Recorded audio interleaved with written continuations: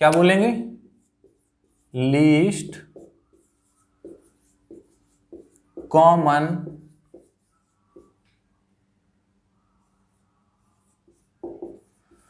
Multiple, इसी को हम लोग बोलते हैं एलसीएम। फाइनली हम लोग वहां पहुंच गए जिसके लिए इतनी देर से हम लोग इंतजार कर रहे थे, एलसीएम। एलसीएम तो एलसीएम निकालना बेहद आसान है, लगभग सभी लोगों को आता है। समस्या आती है जब आपसे ये पूछा जाता है कि एलसीएम की परिभाषा दीजिए, या स्टेप वाइज या चरणों में इसके सारे चरण लिखिए, कुछ इस तरह से क्वेश्चन जब आपसे 2 नंबर में पूछा जाता है लघुत्तरी के अंतर्गत, जब आपको 1 पेज लिखना पड़ता है छोटे क्वेश्चन के लिए, वहां पर समस्या पैदा होती है। बहुत सारे क्वेश्चन ऐसे आते हैं जिसमें जो क्वेश्चन सॉल्व हो रहे होते हैं सिर्फ और सिर्फ 1 या 2 या 3 लाइन में, और हम लोग क्या करते हैं उसको आगे नहीं खींच पाते हैं। किसी भी तरह से हमें खींचना पड़ेगा, क्योंकि अगर उसमें 30 शब्दों की समय सीमा दी गई है या 50 शब्दों की दी गई है तो हमें उतने शब्द लिखने पड़ेंगे, ठीक है, क्योंकि उससे कम लिखने पे हमारे नंबर कट सकते हैं। तो हम लोग एलसीएम के बारे में देखेंगे। एलसीएम की परिभाषा क्या है? वह छोटी से छोटी संख्या, बीजीय अक्षर व व्यंजक, वह है छोटी से छोटी संख्या, बीजीय व्यंजक या अक्षर। इसका तात्पर्य है संख्या भी होती है, न्यूमेरिकल नंबर हो सकता है, बीजीय व्यंजक एक्स वाई जेड भी हो सकता है, कोई चिन्ह भी हो सकता है, जो क्या हो 2 या 2 से अधिक दी हुई संख्याओं, बीजीय अक्षरों व व्यंजकों में से प्रत्येक के द्वारा पूर्णतः विभाजित हो जाए। दिए हुए व्यंजकों अथवा संख्याओं का लघुत्तम समापवर्त कहलाता है। क्या कहलाता है? लघुत्तम समापवर्त। जैसे अक्षर, ठीक है। तो अभी हम लोग देखेंगे कि अगर क्वेश्चन पूछा जाए कि x, x square, x cube का आप एलसीएम ज्ञात कीजिए, है ना, बीजीय व्यंजक दिए जाएं, तो हम लोग क्या करेंगे? इसका तीनों में से जब हम एलसीएम निकालेंगे तो क्या आएगा? एक्स क्यूब आएगा। क्यों आएगा एक्स क्यूब? क्योंकि जब हम एक्स से इसको डिवाइड देंगे तो क्या बचेगा? एक्स स्क्वायर बचेगा, डिवाइड हो जाएगा। इसी तरह से एक्स स्क्वायर का x1 में मल्टीप्लाई करेंगे या उसमें डिवाइड देंगे तो एक्स क्यूब चला जाएगा, और एक्स क्यूब का भी नो रिमाइंडर में डिवाइड हो जाना चाहिए। डिवाइड इस तरह से होना चाहिए कोई कि रिमाइंडर ना बचे, यानी कि तीनों नंबरों से डिवाइड भी हो जाए और कुछ रिमाइंडर भी ना बचे, तो ऐसा नंबर हमारा एलसीएम कहलाता है, ठीक है। ऐसा नंबर क्या कहलाता है? एलसीएम कहलाता है। एलसीएम निकालने के लिए हमने अभी बात की थी कि अभाज्य संख्याओं का होना जरूरी है। इसी तरह से जब हमसे पूछा जाए कि 25, 35 और 45 का एलसीएम निकालिए या एलसीएम ज्ञात कीजिए, तो सबसे पहले हम लोग क्या करेंगे? 25 के फैक्टर निकाल लेते हैं, ठीक है। 25 में 2 से डिवाइड जाएगा नहीं, 3 से डिवाइड जाएगा, 3 से भी डिवाइड नहीं जाएगा, 5 से डिवाइड चला जाएगा, क्योंकि हम लोग जानते हैं 5 5 जा 25 होता है, ठीक है। इसी तरह से हम लोग देखेंगे कि इसमें भी 5 7 जा क्या होता है? 35 होता है। और जब हम लोग 45 को डिवाइड करेंगे तो थोड़ा सा आसान करने के लिए हम लोग क्या करेंगे? सबसे पहले 9 5 जा 45 कर देंगे, 9 5 जा 45 होता है। लेकिन यहाँ पे प्रॉब्लम है कि 9 है ना, जो हमारा 9 कैसा है? भाज्य नंबर है, एक अभाज्य संख्या है नहीं, हमें चाहिए अभाज्य संख्या। तो हम लोग क्या करेंगे? फिर 9 को तोड़ेंगे। कैसे तोड़ेंगे? 9 को लिख देंगे हम लोग 3 × 3 से, ठीक है। 3 × 3 से हम लोग 9 को कर देंगे। अब क्या करना है हमें कि 25 के फैक्टर, 35 के फैक्टर, 45 के फैक्टर से हम लोग क्या करेंगे? कॉमन नंबर निकालेंगे। क्या निकालेंगे? कॉमन नंबर निकालेंगे सबसे पहले। तो यहाँ पे हम लोग देख रहे हैं कि 5 5 और 5, ठीक है, 5 कॉमन हो गया। ओके, क्लियर है? 5 कॉमन हो गया। इसके बाद हम लोग देख रहे हैं 5 इसमें भी नहीं है, इसमें भी नहीं है, इकलौता 5 बचा है, तो हम लोग इसको भी लिख लेंगे, ठीक है। अब आई बात 7 की। 7 भी किसी में कॉमन नहीं है, ये दोनों कंप्लीट हो गए हैं। अब हम लोग 7 लिख देंगे। 3 और 3 और इनको हम लोग लिख लेंगे, तो कितना होगा 1575। कितना आएगा 1575, 1575। इसका क्या मतलब है, क्या होता है ये 1575? 1575 ऐसा नंबर है, क्या है, ऐसा नंबर है जिसमें अगर हम 25 से भाग देंगे तब भी पूरा पूरा चला जाएगा, 35 से भाग देंगे तब भी पूरा पूरा चला जाएगा, और 45 से भाग देंगे तब भी पूरा पूरा चला जाएगा। पूरा पूरा चले जाने का मतलब है कोई भी शेष फल प्राप्त नहीं होगा, नो रिमाइंडर। ठीक है, तो अब इसके लिए जानने वाली एक जरूरी बात यह है कि 1575 एक सबसे छोटा नंबर है। कैसा छोटा नंबर? सबसे छोटा। कॉमन का मतलब है इन तीनों में कॉमन है, मल्टीपल का मतलब है कि इनका गुणज है जिससे इन तीनों से भाग चला जाए, लीस्ट का मतलब है कि ये सबसे छोटा है। इससे छोटा कोई भी नंबर ऐसा नहीं है जिसमें इन तीनों से पूरा पूरा भाग जा सकता हो। तो हम लोगों को क्या करना है, ध्यान रखना है कि लीस्ट का मतलब क्या है, कॉमन का मतलब क्या है, मल्टीपल का मतलब क्या है। अब अगर आपसे डेफिनेशन लिखने के लिए पूछी जाती है तो आप लोगों को कोई समस्या नहीं है, जरूरी नहीं है कि जो किताबों में लिखा है आप वही लिख करके आए, ऐसा बिल्कुल भी जरूरी नहीं है। बस आप अच्छे शब्दों का प्रयोग करके, अगर आपको कुछ भी समझ में नहीं आता है, आपको नहीं उस टाइम याद आ रहा कि हम इस पे क्या लिख दें कि एलसीएम किसे कहते हैं, लघुत्तम समावर्त किसे कहते हैं, तो आप लोग कुछ नहीं करेंगे, आप लोग लिख लेंगे कि लघुत्तम समावर्त को अंग्रेजी में लीस्ट कॉमन फैक्टर कहते हैं, जिसमें से लीस्ट का तात्पर्य है, कॉमन का तात्पर्य है, मल्टीपल का तात्पर्य है। और आप लोग इस तरह से इसको एग्जाम्पल के साथ कर देंगे तो आपका बड़े आसानी से, बहुत अच्छे से आपका प्रश्न कैसा सॉल्व हो जाएगा। ठीक है, तो आप लोग, अब उम्मीद है कि आप लोगों को ये समझ में आया होगा। चलिए अब हम लोग पढ़ेंगे लघुत्तम समावर्त निकालने की विधियां। एलसीएम ज्ञात करने की विधियां। ठीक है, एलसीएम ज्ञात करने की विधियां हम लोग ध्यान रखेंगे कितनी होती हैं, 2 होती हैं। एलसीएम ज्ञात करने की आपसे अगर विधियां पूछी जाती हैं कि एलसीएम ज्ञात करने की विधियां कितनी होती हैं, तो उसमें हम लोग देखेंगे कि एलसीएम ज्ञात करने की 2 विधियां होती हैं, जिनमें से पहली विधि कौन सी होती है, अभाज्य गुणनखंड विधि। कौन सी? अभाज्य गुणनखंड विधि। जबकि दूसरी विधि होती है भाग विधि, जिसको हम लोग भाग विधि के नाम से जानते हैं। ठीक है, अभाज्य गुणनखंड विधि हो गई और दूसरी हमारी भाग विधि हो गई। अब हम लोग क्या करेंगे, क्रम से एक एक क्वेश्चन को ले लेंगे और बड़ी आसानी से क्या करेंगे, इसको समझ लेंगे। फिर उसके बाद इसके स्टेप सारे हम लोग ध्यान रख लेंगे और ये हमारा एलसीएम खत्म हो जाएगा।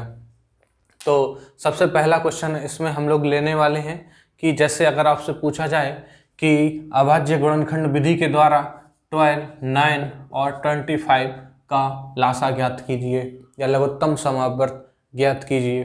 ठीक है, आप लोग ध्यान क्या रखेंगे कि अभाज्य गुणनखंड विधि से ही ज्ञात करना है आपको। भाग विधि और अभाज्य गुणनखंड विधि में बहुत ज़्यादा अंतर नहीं होता है, कन्फ्यूज होने की ज़रूरत आपको नहीं है। तो आप क्या करेंगे, अंतर थोड़ा सा ये है कि क्या करेंगे, सबसे पहले हम इसके सारे प्राइम फैक्टर निकालेंगे। ठीक है, प्राइम फैक्टर निकालेंगे हम लोग।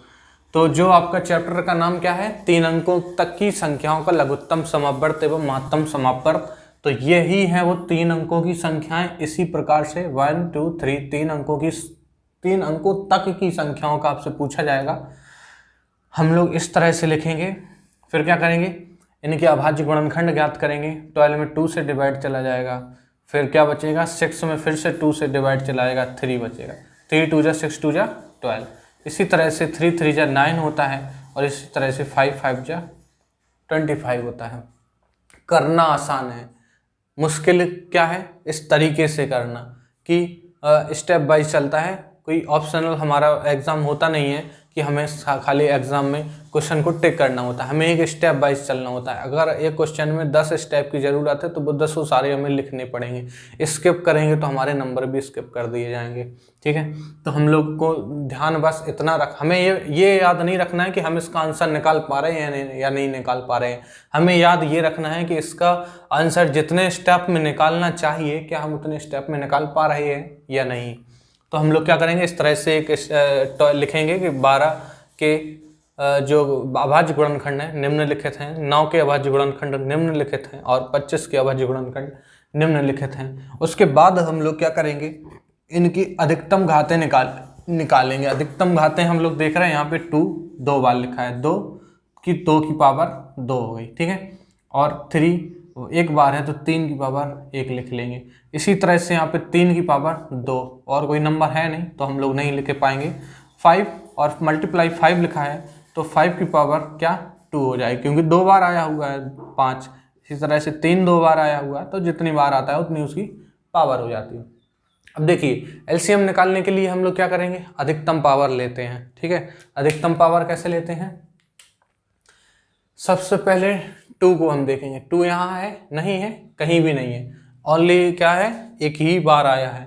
तो 2 की अधिकतम पावर 2 है तो 2 की पावर 2 मल्टीप्लाई।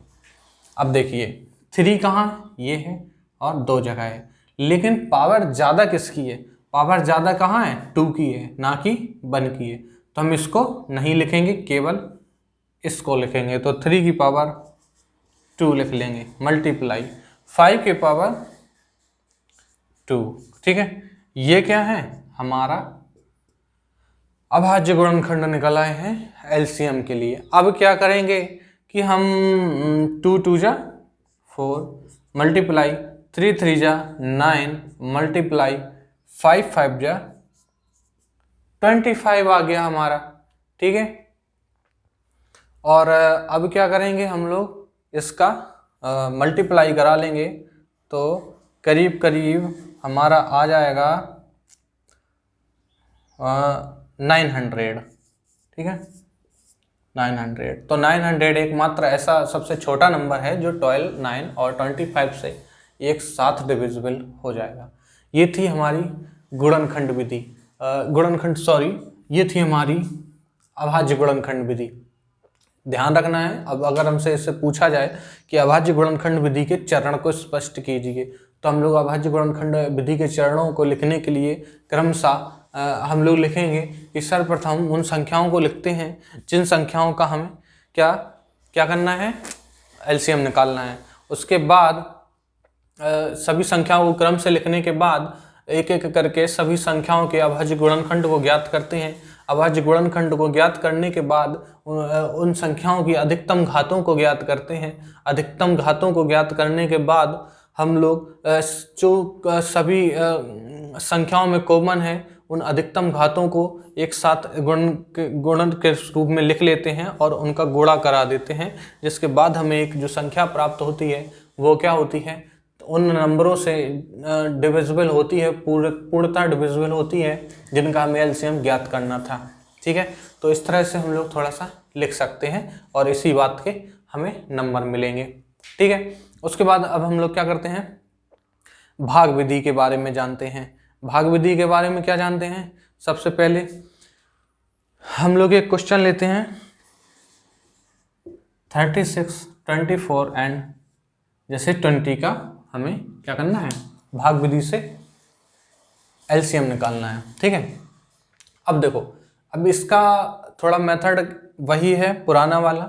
सबसे पहले क्या करते हैं, हम इनको एक पंक्ति में लिखते हैं। तो हम लोग क्या लिखेंगे, जिन संख्याओं का हमें लासापा निकालना है उन्हें सर्वप्रथम एक पंक्ति में लिखते हैं हम लोग, ठीक है।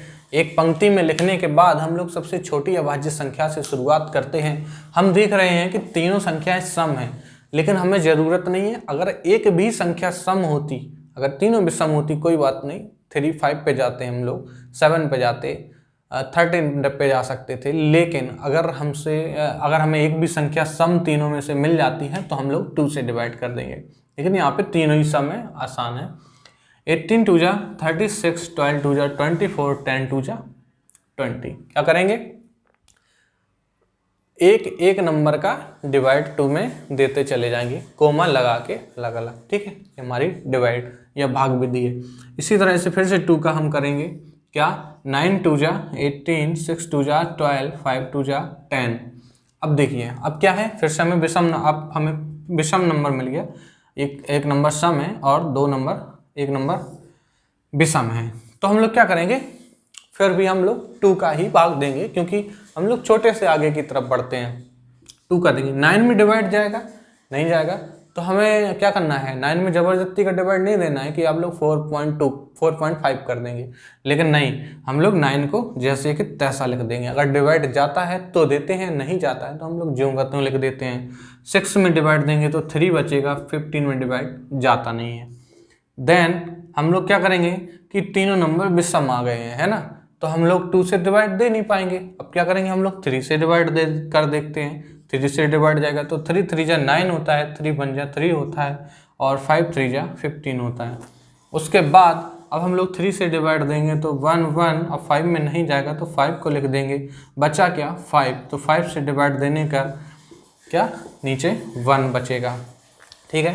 अब 1 में किसी भी नंबर का डिवाइड जाता नहीं है, तो ये जो सारे नंबर हमारे आए हैं ये सारे नंबर प्राइम हैं, अभाज्य हैं, और ये सारे नंबरों को जब हम एक साथ लिख लेंगे तो 2 कितनी बार है, 1 2 3, तो 2 की पावर क्या 3 मल्टीप्लाई हम लोग ऐसे निकाल लेंगे, ठीक है।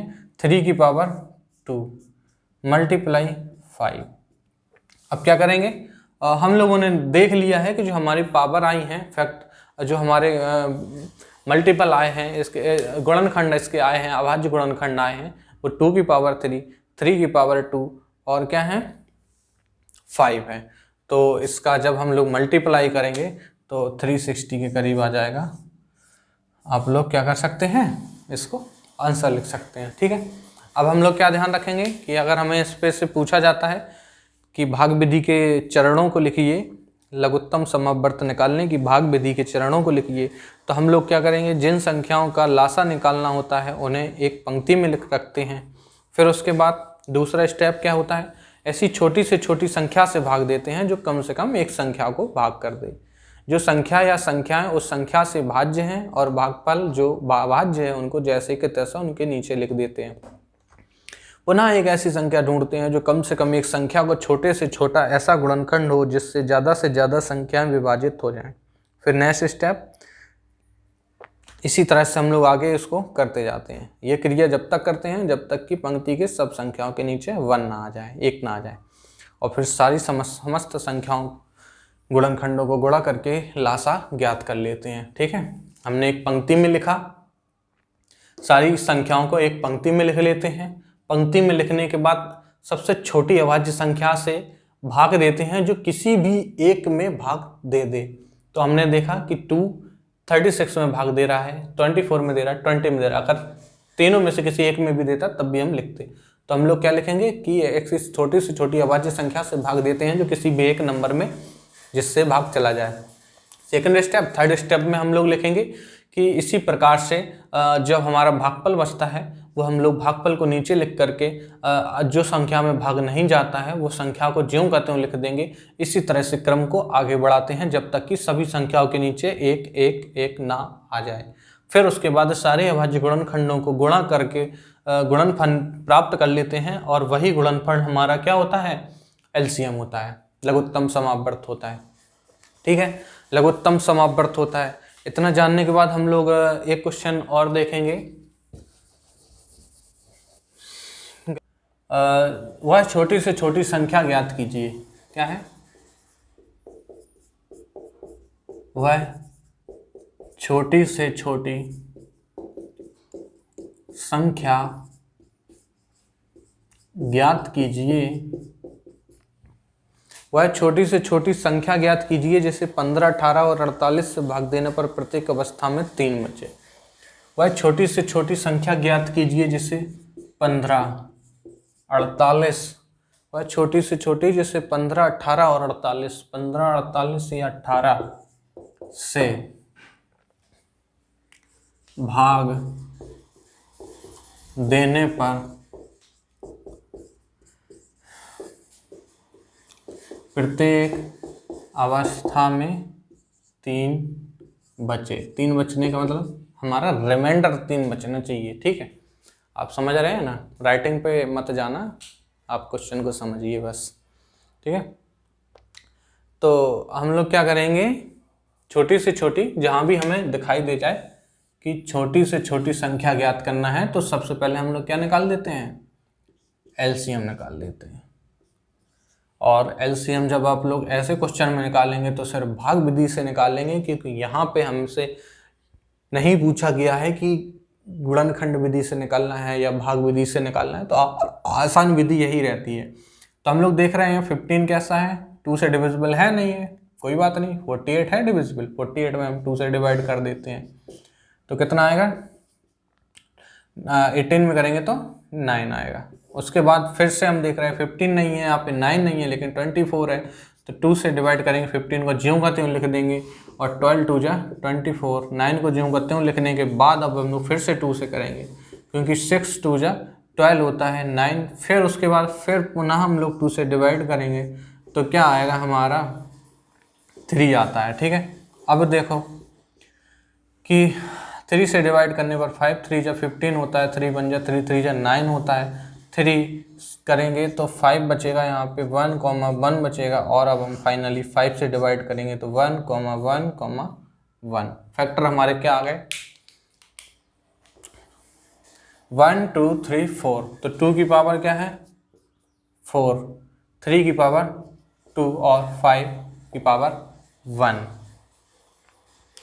2 की पावर 4 को हम लोग जानते हैं 16 होता है, 3 की पावर 2 को जानते हैं हम लोग 9 होता है, 5 की पावर 1 को जानते हैं हम लोग 5 होता है। तो 16 9 जा 144 होता है, मल्टीप्लाई 5 करेंगे तो क्या आएगा 720, कितना आएगा 720, 720। ठीक है, 720 क्या है, इन तीनों नंबर का एलसीएम है। LCM of 15 48 and 18 is 720। 720 LCM निकल आया। घबराने की कोई ज़रूरत नहीं है कि प्रत्येक अवस्था में 3 बचेगा, बिल्कुल बचेगा प्रत्येक अवस्था में 3, क्योंकि जो भी एलसीएम आया आपका उसी में आप लोग 3 ऐड कर दीजिएगा, है ना। एलसीएम आया, एलसीएम का मतलब ही क्या है, जब हम 15 से भाग देंगे तो पूरा पूरा जाएगा, रिमाइंडर नहीं बचेगा। 48 से भाग देंगे तो पूरा पूरा जाएगा, रिमाइंडर नहीं बचेगा, और 18 से भाग देंगे तो पूरा पूरा जाएगा, रिमाइंडर नहीं बचेगा। लेकिन जब हम इसमें 3 ऐड कर देंगे तो 3 में ना तो 15 का भाग जाएगा, ना तो 48 का भाग जाएगा, ना ही 18 का भाग जाएगा, तो रिमाइंडर यही वाला 3 बच जाएगा। जब हम 720 में 3 ऐड करते हैं तो 723 हमारा फाइनल आंसर आ जाता है। तो हम लोग लास्ट में जब आप लोग क्वेश्चन को सॉल्व करने के बाद अंत में एक लाइन जरूर लिखेंगे, 723 एकमात्र ऐसा नंबर, एकमात्र ऐसा सबसे छोटा नंबर है जिसमें 15, 18 और 48 से भाग देते हैं तो शेषफल 3 प्राप्त होता है। यहाँ पे हम लोगों ने सभी प्रकार जो हमारे लघुत्तम समावर्त या एलसीएम से बन सकते हैं वो सारे हमने सॉल्व कर लिए हैं। उम्मीद है आपको बेहतर समझ में आया होगा। अगर फिर भी आपको कुछ समझ में नहीं आता है तो आप कमेंट बॉक्स में डाल दीजिएगा, मैं उसको और सरल तरीके से, या कोई क्वेश्चन आपको नहीं आता है तो मैं आपको और लेवल लो करके दूसरे तरीके से समझाने की कोशिश करूँगा। लेकिन विश्वास मानिए कि एग्ज़ाम में जाने से पहले पहले आपको कोई भी कन्फ्यूजन नहीं रहने दूंगा। अब हम लोग क्या बात करेंगे, महत्तम समापवर्त के बारे में। ठीक है, महत्तम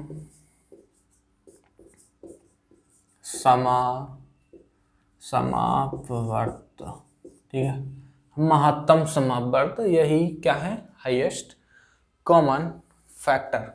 इसी को हम लोग क्या बोलते हैं, HCF बोलते हैं। क्या बोलते हैं, HCF, हाईएस्ट कॉमन फैक्टर। अभी हम लोगों ने मल्टीपल के बारे में भी पढ़ा था। एलसीएम मल्टीपल होता है, HCF कॉमन फैक्टर होता है। देखो हमें ये ध्यान रखना है, कभी कभी क्या होता है दिमाग में हमारे आता है कि इधर लिखा है लघुत्तम, ठीक है, क्या लिखा है लघुत्तम, यहाँ पे लिखा है महत्तम, ठीक है, लघुत्तम लिखा है, महत्तम लिखा है। दिमाग में क्या आता है, लघुत्तम मतलब छोटा, छोटा का मतलब है जो हमसे नंबर दिए गए हैं जो भी, तो उनसे छोटा आना चाहिए आंसर, जबकि आता बड़ा है। महत्तम का मतलब है बड़ा, लेकिन जब हम लोग क्या निकालेंगे तो आंसर कैसा आएगा, छोटा आएगा। सब उल्टा हो रहा है ना, कि जहाँ पे महत्तम लिखा है, बड़ा लिखा है, वहाँ छोटा आ रहा है, जहाँ छोटा लिखा है वहाँ बड़ा आ रहा है। ऐसा हो क्यों रहा है, तो हम लोग समझेंगे कि वहाँ पे क्या लिखा है, LCM यानी कि लोएस्ट, लघुत्तम सबसे छोटा, क्या मल्टीपल गुणज। यहाँ पे किसकी बात हो रही, गुणज की बात हो रही, गुणज। और गुणज क्या होता है, जो भी हमारे XYZ नंबर दिए गए हैं इनसे हमेशा बड़ा होता है। इसको ध्यान रखना, में गुणज लिखा है। और अब जो हम लोग हाईएस्ट की बात कर रहे हैं, महत्तम की बात कर रहे हैं, ये क्या है, गुणनखंड है। और गुणनखंड हमेशा कैसा रहता है, जो भी हमारे नंबर दिए गए हैं इससे छोटा रहता है। तो हमें इसका थोड़ा सा ध्यान रखना है कि गुणनखंड छोटा होता है, गुणज बड़ा होता है, जिन नंबरों का हमें निकालना है। तो हाईएस्ट कॉमन फैक्टर, यहाँ फिर फैक्टर की बात हो रही है, और अभी हम लोग मल्टीपल की बात कर रहे थे LCM में। अब फैक्टर में हम लोग देख लेंगे कि अपवर्तक का अर्थ क्या होता है। चलो भाई, अपवर्तक देख लो क्या होता है।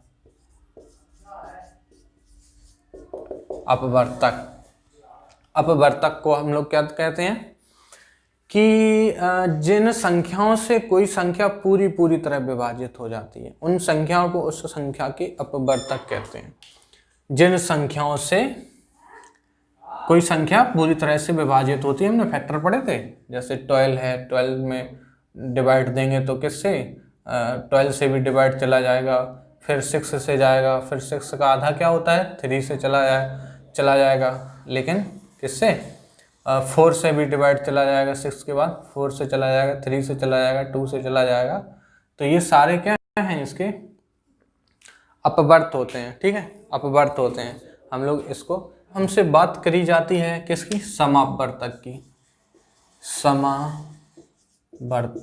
ठीक है, अभी क्या था, अपवर्तक था, समापवर्त अलग है, समापवर्तक एक दूसरी चीज होती है। समापवर्तक क्या होता है, जैसे हमने 12 के अपवर्तक निकाले, मान लीजिए हमने 18 के भी क्या निकाले, अपवर्तक। क्या होगा 18 का अपवर्तक, 18 का तो पहले तो 18 ही होगा, खुद ही होगा। 18 से फिर नीचे जाएंगे हम लोग, क्या हो जाएगा, 9 हो जाएगा, 9 के बाद क्या हो जाएगा, 6 हो जाएगा, 6 के बाद 3 हो जाएगा, 3 के बाद 1 हो जाएगा। इसी तरह से मान लीजिए हमने 6 के निकाल लिए, तो चलिए 24 के निकाल लेते हैं, 24 के निकाल लेते हैं। तो 24 का अपवर्तक क्या निकाल, 24 का मत निकालो, चलिए ठीक है 24 के ही निकाल लो। 24 का ऑलरेडी 24 ही हो जाएगा, उसके बाद 24 के बाद 12 हो जाएगा, 12 के बाद 8 हो जाएगा, 6 हो जाएगा, 6 के बाद 4 हो जाएगा, 3 हो जाएगा और 2 हो जाएगा और 1 हो जाएगा। इसमें भी 2 और 1। अब बात करते हैं अपवर्तक की। ये हमारे सारे क्या हैं, अपवर्तक हैं। लेकिन अगर समापवर्त का पूछा जाए तो जो तीनों में कॉमन होता है ना, वो सारा हमारा समापवर्त होता है। जैसे ये है 1, 2 है, 3 है, 3 के बाद 4 कॉमन नहीं है, 6 कॉमन है, 6 को ले लेंगे हम लोग। ठीक है, इसी तरह से जो भी हमारा कॉमन हो जाएगा वो हमारे क्या हो जाएंगे, समापवर्त हो जाए, है ना। जो सब में अपवर्त हैं वो समापवर्त हो जाएंगे। ये हमारे अपवर्तक और समापवर्तक हो जाते हैं। अब अपवर्तक और समापवर्तक के बारे में जान लिया। इसी से जब हम लोग आगे चलते हैं तब क्या आता है, महत्तम समापवर्त। क्या आता है, महत्तम समापवर्तक। क्या आता है, महत्तम समापवर्तक। महत्तम समापवर्तक का क्या मतलब है, सबसे पहले हमने एक नंबर के अपवर्तक निकाले, फिर क्या किया, 3 नंबर के हमने समापवर्तक निकाल लिए। ठीक है, समापवर्तक में हमने देखा कि 6 के बाद 12 आता है, 12 इसमें नहीं है, 12 इसमें है परंतु इसमें नहीं है। इसका मतलब क्या है, इसके जो समापवर्तक हैं सिर्फ इतने ही हैं। बात आती है महत्तम समापवर्तक की। महत्तम समापवर्तक में हम देखेंगे कि इसमें 1 2 3 के बाद सबसे बड़ा समापवर्तक क्या है, 6 है। 6 यहाँ भी है और 6 यहाँ भी है, तो हमारा जो आंसर होगा वो क्या होगा, 6। अगर पूछा जाए कि 12, 18 और 24 का महत्तम समापवर्तक ज्ञात कीजिए, तो हम लोग वह सबसे बड़ा अपवर्तक लिखेंगे जो तीनों में समापवर्त है और सबसे बड़ा है। यानी 6 एकमात्र ऐसा सबसे बड़ा नंबर है जो तीनों को बराबर डिवाइड करता है, यानी तीनों को डिवाइड करता है विदाउट रिमाइंडर के। 6 का 12 में भी डिवाइड जाएगा, 18 में भी डिवाइड जाएगा, 24 में जाएगा। 6 के बाद कोई भी ऐसा नंबर नहीं है जो तीनों को एक साथ डिवाइड कर सके। तो हमें सबसे बड़ा नंबर देखना है जो तीनों को, या जितने भी नंबर दिए गए हैं उनको पूर्णतः डिवाइड कर दे, पूर्णतः विभाजित कर दे। वो ऐसा नंबर कैसा कहलाता है, हमारा समापवर्त कहलाता है। अब हम लोग महत्तम समापवर्त के बारे में इतना जान गए हैं जो बहुत ज़्यादा जरूरी था। अपवर्त, समापवर्त और महत्तम समापवर्त के बारे में आप लोग डेफिनेशन को अच्छे से ध्यान रखिएगा, बस याद करने की ज़रूरत नहीं है, केवल ध्यान में रखने की ज़रूरत है। अब महत्तम समापवर्त को ज्ञात करने की विधियां देख लीजिए। ज्ञात करने की विधियां, वही दो विधियां फिर से, है ना। कौन सी? पहली क्या है, अभाज्य गुणनखंड विधि।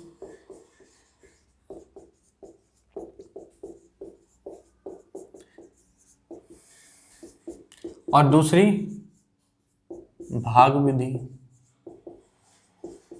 ठीक है, अभाज्य गुणनखंड विधि और भाग विधि। तो अभाज्य गुणनखंड विधि, भाग विधि नाम सेम है, तरीका थोड़ा सा अलग है। कुछ जैसे पहला क्वेश्चन आपसे पूछा जाता है कि अगर आपसे पूछा जाए 24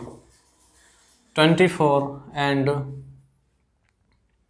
40 और 52, ठीक है, तो इनका क्या करना है, हमें HCF ज्ञात करना है, महत्तम समापवर्त ज्ञात करना है। 24, 40 और 52 का क्या करेंगे हम लोग गुणनखंड विधि में, जैसे हम लोगों ने अभी गुणनखंड किए थे किसके, LCM में, इसी तरह से इनके गुणनखंड करने हमें। तो हम लोग, अगर आप लोग ऐसे करना चाहें तो ऐसे कर सकते हैं अलग अलग।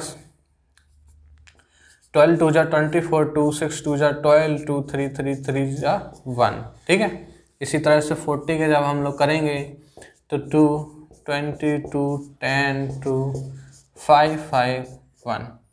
इसी तरह से 52 के करेंगे जब हम लोग, तो 52 के 26 2 जा 52, 2 13 2 जा 26 13, प्राइम नंबर है तो 13 से ही डिवाइड जाएगा 1। अब देख लीजिए थोड़ा सा, जब हम लोग क्या करेंगे एग्जाम में जाकर के लिखेंगे, एग्जाम पे जाकर के लिखने के लिए आप लोग क्या लिखना पड़ेगा, 2 3, तो हम लोग यहीं लिखे दे रहा हूँ मैं, 2 की पावर 3 मल्टीप्लाई 3 की पावर 1, ठीक है। यहाँ पे क्या है, 2 की पावर 3 मल्टीप्लाई 5 की पावर 1, यहाँ पे क्या है 2 की पावर 2 मल्टीप्लाई 13 की पावर 1। ध्यान क्या रखना है, पहले क्या लेते थे हम, सबसे बड़ी पावर को लेते थे, अब क्या लेंगे हम लोग, 2 की पावर 3 है, यहाँ पे 2 की पावर 3, यहाँ पे 2 की पावर 2, तो जो सबसे छोटी पावर है हम लोग केवल उसको लेंगे। तो 2 की पावर 2 सबसे छोटी पावर है, उसके बाद 3 की पावर 1 कहीं कॉमन नहीं है, 5 की पावर 1 कहीं कॉमन नहीं है, 13 की पावर 1 कहीं भी कॉमन नहीं है। तो जो हमारा आंसर होगा 2 की पावर 2, मतलब 2 2 जा 4, तो 4 एकमात्र ऐसा नंबर है जो तीनों को बराबर डिवाइड करता है। ये थी हमारी गुणनखंड विधि, ठीक है। कुछ जैसे हम लोगों ने LCM निकाला था उसी तरह से HCF निकालेंगे, बस फर्क यहाँ पे आ जाएगा कि आप लोगों को पहले फैक्टर करने के बाद हम लोग अधिकतम पावर लिख लेंगे, फिर उसके बाद जब LCM निकाल रहे होते हैं तो हम लोग अधिकतम पावर को कॉमन लेते हैं, जबकि HCF निकालने पे हम लोग निम्नतम जो पावर होती है उसको कॉमन लेते हैं। अब अगर इन्हीं संख्याओं का हम लोग भाग विधि से करते हैं, तो भाग विधि से करने के लिए हम लोग क्या करेंगे, भाग विधि से करने के लिए सबसे पहले हम लोग नंबर लिख लेंगे 24 40 एंड 52, ठीक है, 24, 40 और 52।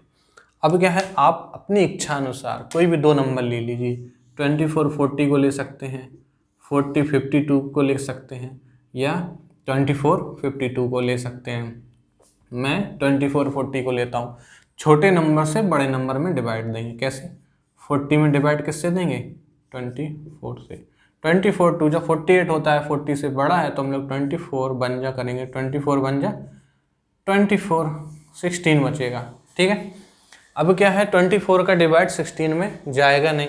बस यहाँ पे ध्यान रखने वाली चीज़ है कि जो हमारा शेषफल बचता है, रिमाइंडर बचता है, उसी को क्या हम लोग बना लेते हैं, भाजक बना लेते हैं। जो हमारा शेषफल बनता है भाजक बना लेते हैं, और जो हमारा पुराना भाजक था वो हमारा अब नया भाज्य बन जाता है। क्या बन जाता है? नया भाज्य बन जाता है। तो शेषफल से हम लोग पुराने भाजक में भाग देते हैं, तो 16 1 16 करेंगे तो कितना बचेगा? 8 बचेगा। कितना बचेगा? 8 बचेगा, जिसको हम लोग बोलते हैं, है ना।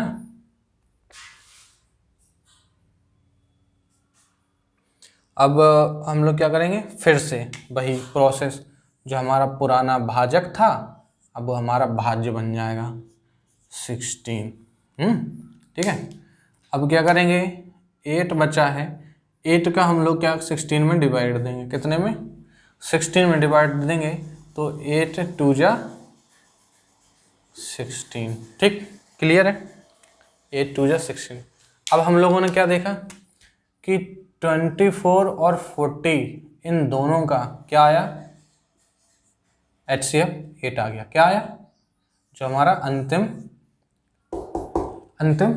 भाजक होगा वो हमारा क्या होगा? HCF हो जाएगा इन दोनों का। अभी बचा क्या है? 52 बचा हुआ है। तो अब क्या करेंगे, जो हमारा भाजक बचा था 52 को में उसका भाग दे देंगे, किससे? 8 से, क्योंकि 8 हमारा भाजक था लास्ट। 8 से भाग देंगे तो कितनी बार में जाएगा? 8 6 जा 48, कितना? 48 बचा। 48 को जब हम लोग सब्ट्रैक्ट करेंगे तो यहाँ पे 4 बचेगा। क्या बचेगा? 4। हमें पता है जो हमारा पुराना भाजक होता है वो हमारा नया भाज्य बन जाता है। फिर से हम लोग 8 में भाग दे देंगे 4 का जब हम लोग 8 में भाग देंगे तो 4 2 जा 8, खत्म, ठीक है, क्रॉस। रिमाइंडर जहाँ भी आपका खत्म हो जाए, जहाँ भी आपका रिमाइंडर खत्म हो जाए, 0 आ जाए रिमाइंडर, उससे पहले जो भी हमारा भाजक था वही हमारा फाइनल आंसर हो जाता है। जैसे 4 बचा है, ठीक है, लास्ट, जिससे 4 से डिवाइड चला गया है सब में, तो हमारा जो HCF होगा तीनों नंबर का वो क्या होगा? 4 होगा। अब आप ये मत समझ लेना कि ये HCF ये 8 भी होगा और 4 भी होगा। क्यों नहीं होगा? क्योंकि 8 HCF होगा, लेकिन किन? इन दोनों नंबर का, 24 और 40 का। जबकि 3 नंबर का पूछा जाएगा, 52 को भी मिला करके, तो हमारा HCF क्या हो जाएगा? 4 हो जाएगा। ये हमारी भाग विधि हो गई। दोनों विधियाँ उम्मीद है कि आपको अच्छे से समझ में आई होगी, और आप इन्हें ज्ञात करने की जो विधियाँ हैं वो भी अच्छे से लिख पाएंगे, ठीक है। इससे कुछ क्वेश्चन बनते हैं, चलो 2-4 क्वेश्चन भी हम लोग कर लेते हैं, कि हो सकता है ये क्वेश्चन, अगर ऐसे क्वेश्चन जो हम लोगों ने अभी सॉल्व किए हैं वो सारे क्वेश्चन अति लघु उत्तरीय के अंतर्गत पूछे जाएंगे, जबकि जो क्वेश्चन अब हम लोग सॉल्व करने जा रहे हैं वो सारे क्वेश्चन कैसे? लघु उत्तरीय के अंतर्गत पूछे जाएंगे, है ना। अगर 1 नंबर ज़्यादा लेना है तो थोड़ी सी मेहनत ज़्यादा करनी पड़ेगी, है ना। 2 नंबर के क्वेश्चन और 1 नंबर के क्वेश्चन में थोड़ा सा फर्क हो जाएगा। तो यहाँ पे मैंने एक क्वेश्चन लिया हुआ है कि 3 बर्तनों में क्रमशः, कैसे? 3 बर्तन हैं, ठीक है। क्वेश्चन को आप लोग स्वयं नोट करेंगे क्योंकि मैं टाइम वेस्ट करना नहीं चाहता हूँ। 3 बर्तनों में क्रमशः 882 लीटर, कितना? 882 लीटर, 396 लीटर, 396 लीटर, और 1400 4 लीटर। क्या किया गया है? 882 लीटर, 396 लीटर और 1404 लीटर विभिन्न प्रकार का तेल है। ठीक है, समान माप के पीपों की कम से कम संख्या ज्ञात करो जिनमें यह तेल बिना मिलाए भरा जा सकता है। जैसे एक क्वेश्चन पूछा जाए आपसे, 3 बर्तन है, तीनों बर्तन में कुछ तेल भरा हुआ है, तेलों की माप क्या है? 882 लीटर, 396 मीटर और 1404 लीटर। अब इतना तेल भरा हुआ है, अब हमें समान माप का ये क्या लेना है?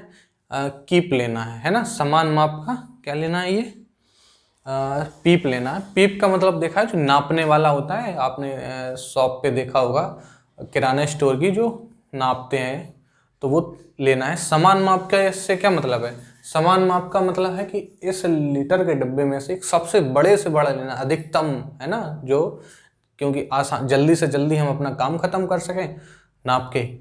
तो अभी जैसे हम 1 लीटर का ले लेते हैं, तीनों से निकाल लेंगे बड़ी आसानी से, लेकिन क्या है, समय ज़्यादा लगेगा।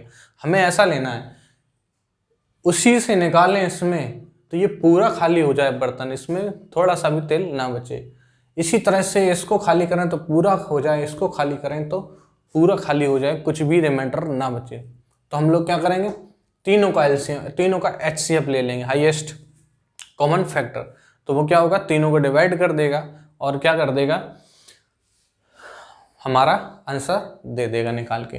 तो आप लोग क्वेश्चन को नोट कर लेना और खुद ही सॉल्व करके आंसर कमेंट बॉक्स में दे देना, ताकि मुझे पता चल जाए कि आपको ये क्वेश्चन आ गया है। और अगर आपको लगता है कि बताने की ज़रूरत है तो आप कमेंट कर दीजिए, मैं बता दूंगा। ठीक है, बहुत ही आसान क्वेश्चन था। बस याद रखना कि इस तरह के कुछ क्वेश्चन आएंगे जिनको आप लोग एचसीएफ से सॉल्व कर लेंगे, है ना। बड़ी से बड़ी वर्गाकार टाइल की भुजा ज्ञात करो जो बिना तोड़े 64 मीटर 7 सेंटीमीटर, जो बिना तोड़े, कैसे बिना तोड़े, 64 मीटर 7 सेंटीमीटर, 64 मीटर 60 सेंटीमीटर और 20 metre 21 centimetre, 20 metre 21 centimetre centimetre चौड़े कमरे के फर्श में लगाई जा सकती है। देखने में तो बड़ा हाई फाई क्वेश्चन लग रहा, उतना ही ज़्यादा सिंपल है। कैसे? एक टाइल्स आपने देखी होगी जो कमरे में फर्श पे लगाई जाती हैं, वर्गाकार लेनी है ना, स्क्वायर के रूप में। जो इसकी लंबाई होगी वही इसकी चौड़ाई होगी, यानी चारों भुजाएं समान होनी चाहिए। ऐसी एक टाइल लेनी है हमें, लेकिन शर्त ये है कि हमारे पास रूम 2 हैं, कमरे 2 हैं, 64 मीटर 7 सेंटीमीटर एक ही कमरा है, लेकिन क्या है, लंबाई चौड़ाई उसकी अलग अलग है। कैसे? जैसे ये मान लीजिए हमारे रूम का फर्श है, ये लेंथ है इसकी 64 मीटर 7 सेंटीमीटर और ये हमारी जो चौड़ाई है 21, ऐसे इस तरह से। टाइल हमें वर्गाकार चाहिए, शर्त देखिए आप, टाइल हमें वर्गाकार चाहिए जबकि रूम हमारा आयताकार है ना। लेकिन हमें एक ऐसी टाइल चाहिए जिसको हमें काटना भी ना पड़े और पूरी तरह से कमरे में बिछाई जा सके बिना काटे और बिना बढ़ाए। क्या करेंगे हम लोग? एचसीएफ लेंगे दोनों का। कैसे? पता हमें कैसे चला कि हमें एचसीएफ ही लेना है? एचसीएफ इसलिए ये लेना है क्योंकि यहाँ पे लिखा है बड़ी से बड़ी वर्गाकार टाइल। ठीक है, तो हम लोग क्या करेंगे फिर? एलसीएम लेंगे, एचसीएफ लेंगे। अब एचसीएफ कैसे लेंगे? 24 मीटर 7 सेंटीमीटर, 20 मीटर 21 सेंटीमीटर, बड़ा आपको देखने में लग रहा होगा। तो हम लोग क्या करेंगे? इसको सेंटीमीटर में चेंज कर लेंगे मीटर को। 24 का जब हम लोग सेंटीमीटर में चेंज करेंगे 64 को, तो क्या आएगा? 100 से मल्टीप्लाई कर देंगे, क्योंकि 1 मीटर इक्वल 100 सेंटीमीटर। 100 से करेंगे तो क्या आ जाएगा? 6400 मीटर सेंटीमीटर। लेकिन इसमें क्या है, 7 इसको में हम ऐड करेंगे, +7 करेंगे तो 6407 आ जाएगा। उसके बाद जब हम लोग 20 मल्टीप्लाई 100 करेंगे तो क्या आ जाएगा? 2000 प्लस इसी में क्या करना है, हमें 21 ऐड करना है, तो 21 हमारे आ गए। अब क्वेश्चन क्या बना? फाइनली जो हमारा क्वेश्चन बन गया 6407 एंड 2021 का क्या करना है, हमें LCM ज्ञात करना है। ठीक है, 2021 और इसका LCM ज्ञात करना है। अब हम लोग LCM ज्ञात करेंगे। चलो 640 भाग विधि से करना है, आसान होता है भाग विधि से करना। 2021 अब हम लोग देख रहे हैं 2 का 3 में करेंगे तो हमारा क्या हो जाएगा, डिवाइड चला जाएगा। 3 बन जा 3, 3 2 जा 6, 0 3 2 जा 6, कितना बचा 4, यहाँ पे 4 बचेगा, यहाँ पे 3 बचेगा, 344। फिर से वही जो हमारा पुराना भाजक होता है वो हमारा नया भाज्य बन जाता है 2021। अब हम लोग फिर से इसका भाग देंगे, कितनी बार में जाएगा आप लोग बताएंगे कि इसका चला जाएगा 6 टाइम्स। ठीक है, 6 4 जा 24, 4 2 बचा, 6 4 जा 24, 24 26 का 26 लिख देंगे, 26 का 6 लिखेंगे, 2 बचेगा और 6 3 जा 18, 19 20 21। तो 6 से नहीं जा रहा है, कोई बात नहीं, नहीं जाने दो।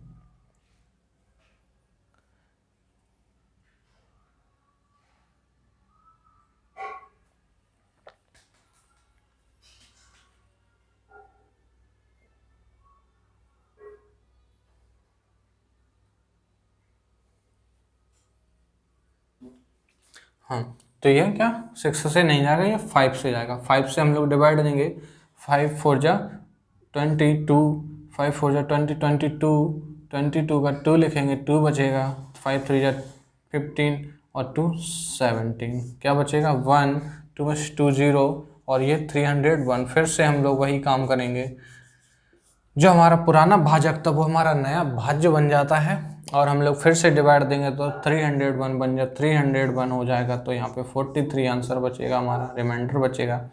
अब फिर से हम लोग 43 का डिवाइड 301 में देंगे तो कितनी बार में जाएगा, शायद जाएगा 7 टाइम में जाना चाहिए, करके देखते हैं।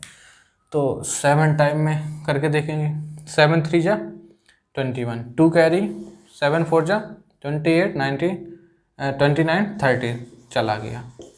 ओके, तो बचा क्या आंसर 43। क्या है ये हमारा HCF है, क्या है HCF है। तो जो हमारी टाइल होगी क्या होगी, टाइल, इसकी भुजा क्या होगी 43 वर्स 43।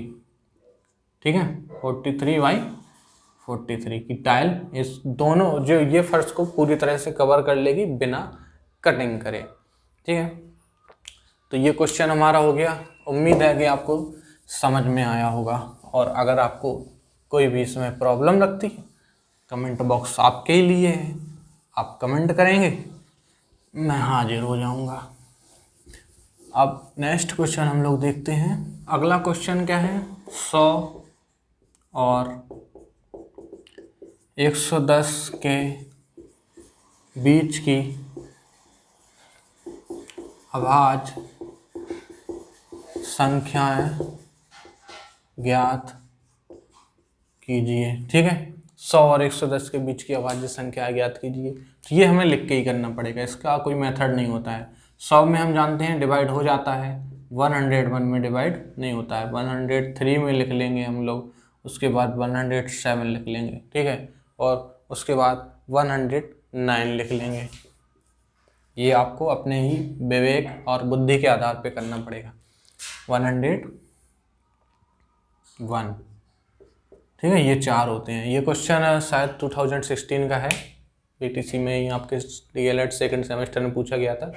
इसी तरह के छोटे छोटे क्वेश्चन पूछे जाते हैं। आपका पहला चैप्टर समाप्त हो चुका है पूरी तरह से, शायद इसमें एक भी टाइप ऐसा नहीं बचा हुआ है। फिर भी अगर आपको कोई ऐसा क्वेश्चन मिलता है, भले ही वो आपके सिलेबस से ना हो, HCF से पर आधारित हो, लगता है आपको पूछने की ज़रूरत है तो आप ज़रूर पूछिए, बेशक पूछिए। आप कमेंट बॉक्स में इसको डाल दीजिएगा, मैं इसको सॉल्व करवा दूंगा। कोई भी प्रॉब्लम होती है तो आप कमेंट कर सकते हैं।